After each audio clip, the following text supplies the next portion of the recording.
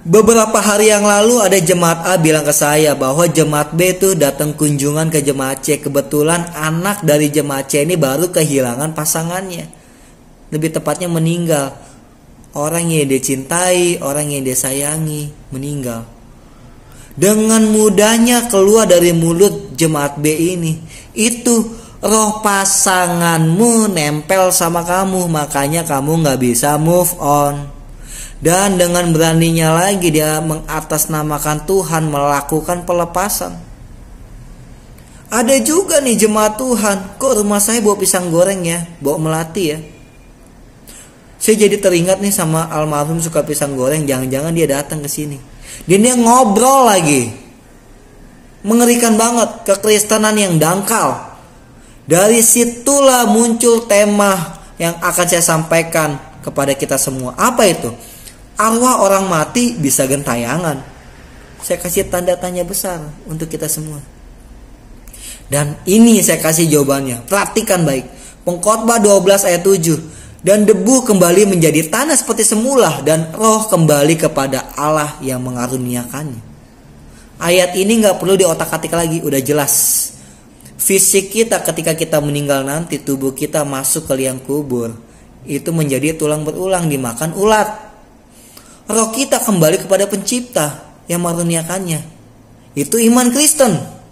Sorga, kekekalan. Sungguh sangat tidak mungkin dunia yang fana ini yang kita tinggali sementara ini, di dunia ini yang penuh dengan dosa, bisa connect dan menyatu lagi dengan sorga. No, tidak mungkin. Perhatikan baik. Saya akan kasih tahu kepada kita semua bahwa iblis mencobai kita dengan cara memanipulasi pikiran kita. Iblis menyerupai orang terdekat kita, orang yang kita sayangi, baik itu pasangan maupun orang tua kita. Lalu diingat lagi nih memori-memori yang indah dengan pasangan kita, orang terdekat kita. Lalu diberikanlah penciuman pisang goreng tadi. Saya jadi ingat nih, dulu almarhum suka pisang goreng. Perhatikan baik, Yohanes 10:10, pencuri datang hanya untuk mencuri, membunuh dan membinasakan. Tapi aku datang, yaitu Yesus datang untuk memberikan hidup dan hidup dalam segala kelimpahan. Perhatikan baik. Pencuri datang hanya untuk mencuri, iblis datang mencuri. Mencuri apa? Sukacita kita, damai sejahtera Allah dia curi. Lalu dia bunuh karakter kita dengan Tuhan, keintiman pribadi kita dengan Tuhan, sehingga kita mengalami yang namanya kekecewaan dalam Tuhan. Kenapa ya Tuhan? Orang yang saya sayangi meninggal begitu cepat. Saya belum siap untuk menerimanya. Dia kecewa sama Tuhan, dia bunuh karakter kita dengan Tuhan. Lalu ketika kita terhanyut di dalamnya, kita dibinasakan. Harusnya kita bangga jadi Kristen. Perhatikan baik, karena kita telah ditempatkan oleh Allah, telah dimateraikan menjadi anak-anak Allah. Status kita mulia, anak-anak Allah. Dia selalu menyertai kita, menghibur kita, menuntun kita, membimbing kita, mengarahkan. Immanuel. Sungguh pemikiran yang sangat dangkal kalau kita masih mempercayai hal itu. Perhatikan baik. Matius 4 ayat 1-11 akan menjadi jawaban yang sangat penting untuk kita perhatikan. Nanti kita semua bisa baca ya konteksnya secara detail. Di sini Yesus dicobai 3 kali loh di padang gurun. Gak tanggung-tanggung. Dicobai sama iblis sampai 3 kali. Roh jahat yang menyerupai firman. Matius 4 ayat 1-11. Pencobaan pertama, perhatikan baik. Lalu datanglah si pencoba itu dan berkata kepadanya, jika engkau anak Allah, perintahkanlah supaya batu-batu ini menjadi roti. Pencobaan kedua, perhatikan baik.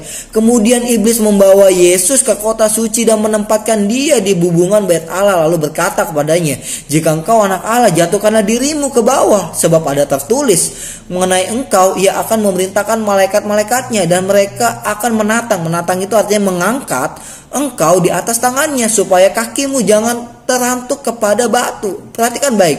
Yang ketiga nih pencobaan iblis. Dan iblis membawanya pula ke atas gunung yang sangat tinggi dan memperlihatkan kepada Yesus supaya kerajaan dunia dan kemegahannya. Dan dia berkata seperti ini, iblis ini, semua ini akan kuberikan kepadamu jika engkau sujud menyembah aku, kata iblis. Tapi apa kata Yesus? Perhatikan baik.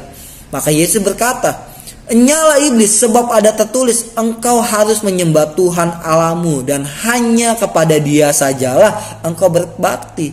Lalu iblis pergi meninggalkan Yesus. Dan lihatlah malaikat-malaikat datang melayani Yesus. Saya mau katakan begini. Firman yang benar hanya di dalam Yesus.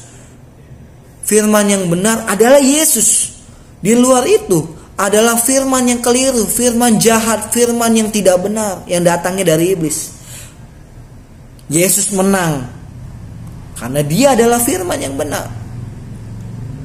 Perhatikan baik, saudara kita, sepupu kita aja percaya loh bahwa roh yang gentayangan itu adalah setan yang melakukan tipu daya dengan menyerupai orang yang sudah meninggal.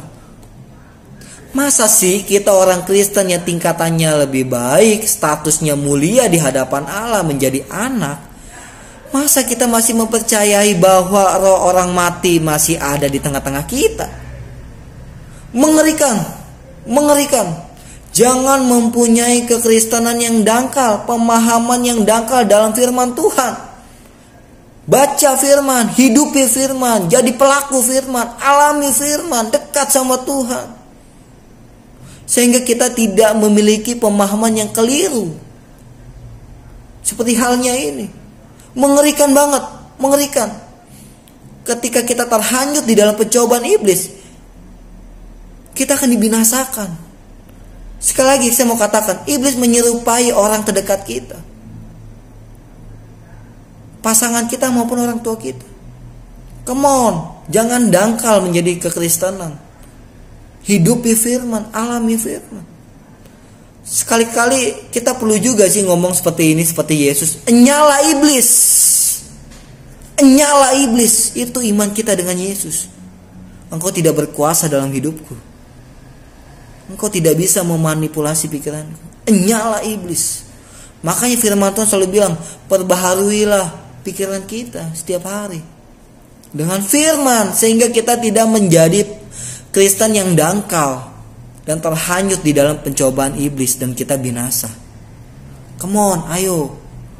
Bukan waktunya lagi kita mempunyai pemahaman yang dangkal di dalam kekristenan. Udah saatnya kita berlomba-lomba untuk mencapai kekekalan. Upaya kita adalah mempertahankan keselamatan yang Tuhan beri. Selama kita masih hidup di dunia ini, kita sedang bertanding. Kata Paulus, pertandingan iman nih. Come on, ayo. Come on. Kerjakan keselamatanmu bersama dengan Tuhan. Sehingga kita bisa mencapai kekekalan. Sorga menjadi milik kita. Itu iman Kristen. Ayo. Jangan percaya lagi hal-hal yang seperti itu. Sedih jadi Kristen. Tuhan tidak mengajari itu, tapi kamu mempunyai pemahaman seperti itu. Itu aja sih. Oke? See you.